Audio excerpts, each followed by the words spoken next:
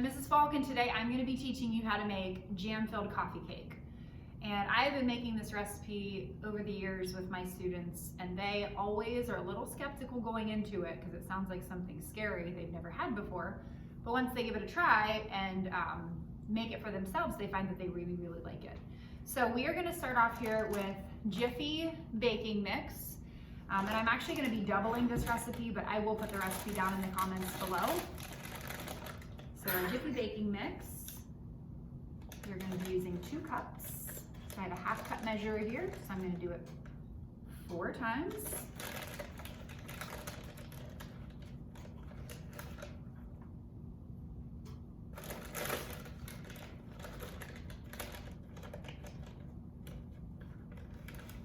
Ooh, I'm making a little bit of a mess. Ooh, my oven's preheated.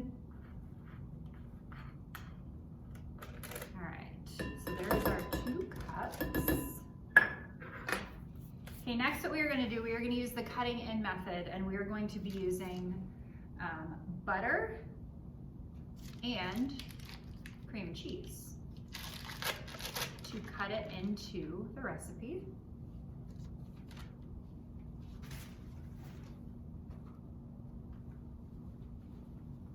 So to do the cutting in method, you can either use a pastry blender if you have one, or you can use a knife and a fork. Essentially what you're trying to do, you're trying to break up the pieces of butter and cream cheese into the size of a pea, like a little green pea. So that's the goal. So the reason you have to do the cutting in method for this is if you just tried to use a spoon and mix this up, the big chunks of butter and cream cheese wouldn't really break up very well.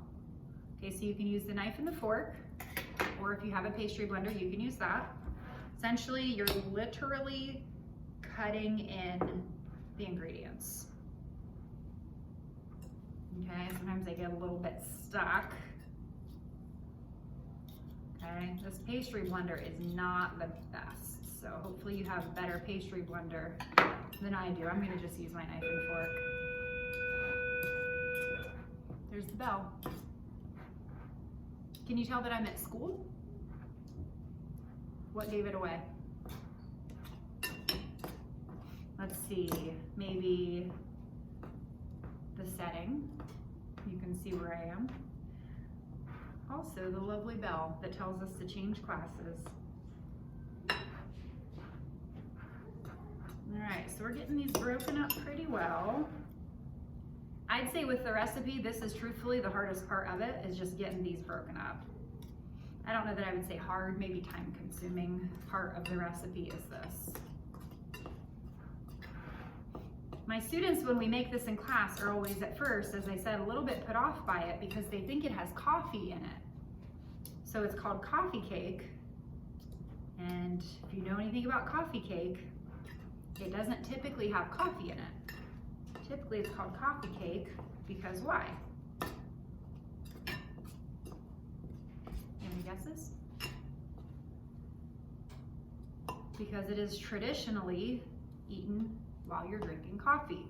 But when my students hear coffee, they immediately think, oh, I don't want that. That has coffee in it.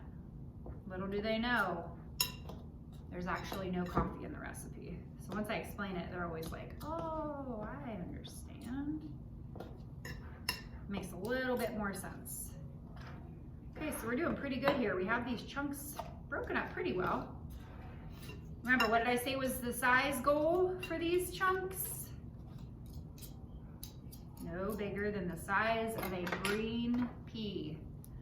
I'm gonna switch over here to my pastry blender and see if it can work its magic with some of these chunks that are a little bit bigger than I really want them to be.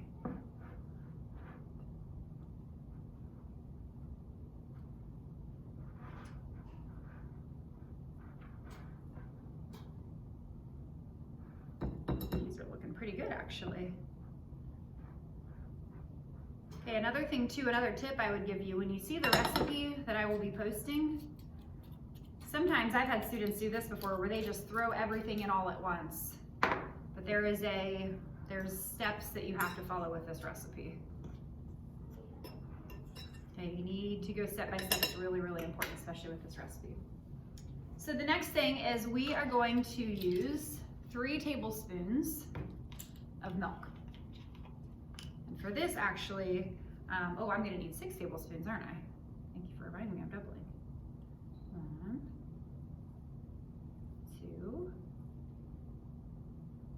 3, 4, 5, there's the bell again. 6. All right. So pretty easy there. I'm gonna mix this up. And I have found this to be a very forgiving recipe. Like I said, I've been having students make this for years, and very few students have messed this one up. This feels a little bit dry to me, so I'm gonna just use my judgment and I'm gonna add a little bit more. Okay, if yours feels a little dry, you can do the same. It's kind of just a personal preference. All right, this is looking pretty good. You want it to basically be able to form into a ball, is how you want it.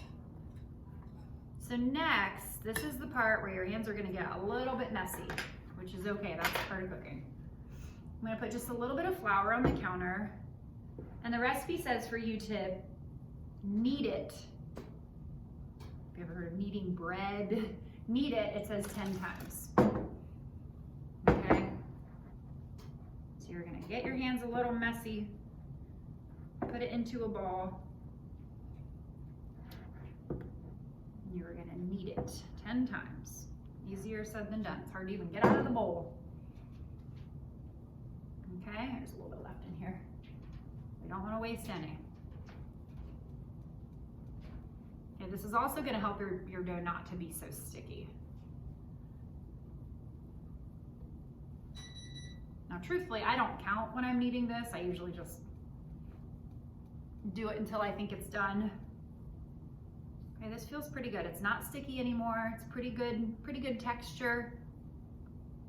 Okay, the next thing is you are supposed to pat this, so this is gonna be easier said than done. You're supposed to pat this into a rectangle on your cookie sheet. Now with your cookie sheet, you can either use parchment paper like I did, or if you don't have parchment paper or don't want to use parchment paper, you can also grease your pan. It does the same thing. Okay, so we are gonna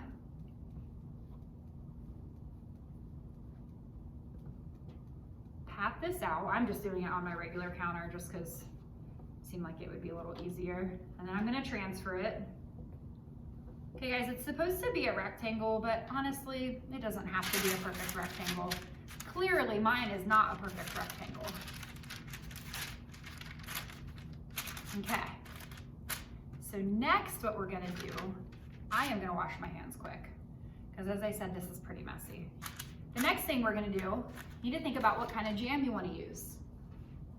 You can use any jam you like.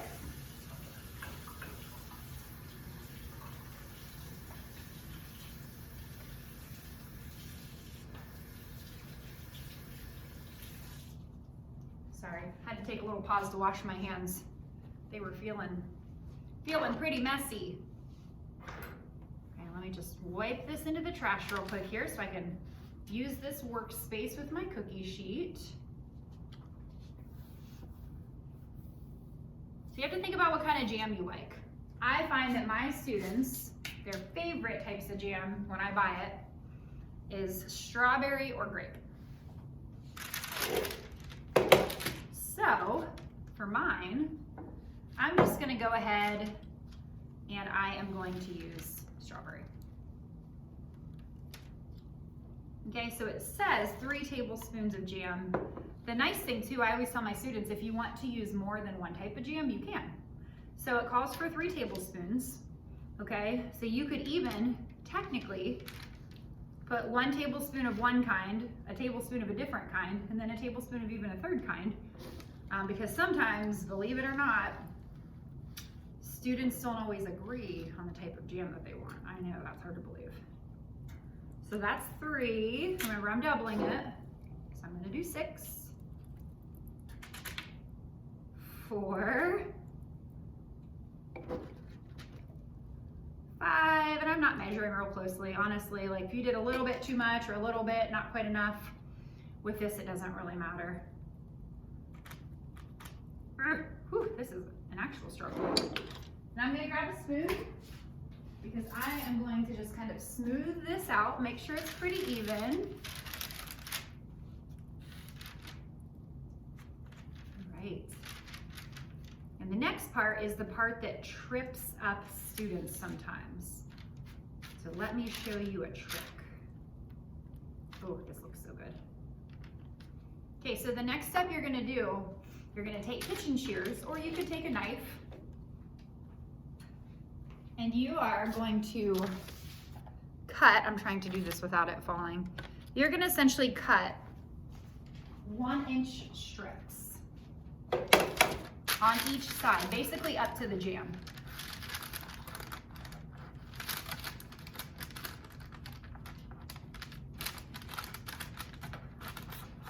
You're gonna do that on both sides. It's pretty simple. It's just when kids read the directions sometimes. So you're gonna essentially cut on the other side, cut the strips straight towards the other side. And this doesn't have to be perfect. I mean, unless you're in some sort of competition for it to be the most perfect looking one. And then all you're gonna do, you're gonna fold them over top of each other. Well, let me actually come up and show you this way. So you see I have all my strips cut, and then I'm gonna fold directly over top.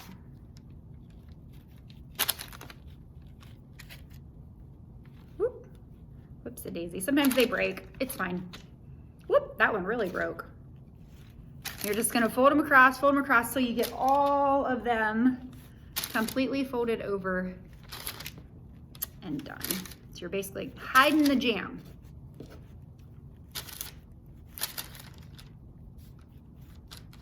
Okay, so that's what it looks like. It kind of looks like it's braided, but it's really not. So I am gonna actually go ahead and I'm gonna pop this in the oven.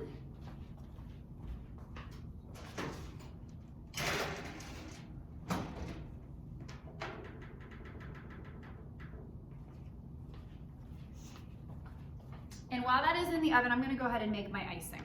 So for the icing, once again, I'm doubling it. All we're gonna use is powdered sugar. I have this giant container of powdered sugar. We are gonna use milk and we are going to use vanilla. Okay, so the powdered sugar is going to just be 1 cup. I'm using a 1/2 cup here.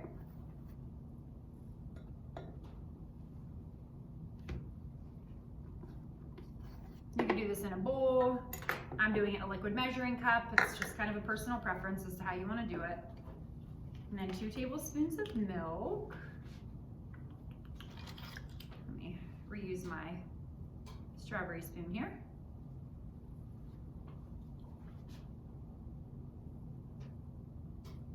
One, 2. And then a teaspoon of vanilla. Honestly, I don't always measure my vanilla. I typically will just eyeball it, but for the sake of the video, I will measure it. I like to buy the clear vanilla because I like that it keeps the color of my glaze clear. So this is just gonna be a really simple basic glaze that goes on the top. Right when it comes out of the oven is when you're gonna do the glaze. A fork. And you're gonna just whisk it up either with a whisk or with a fork.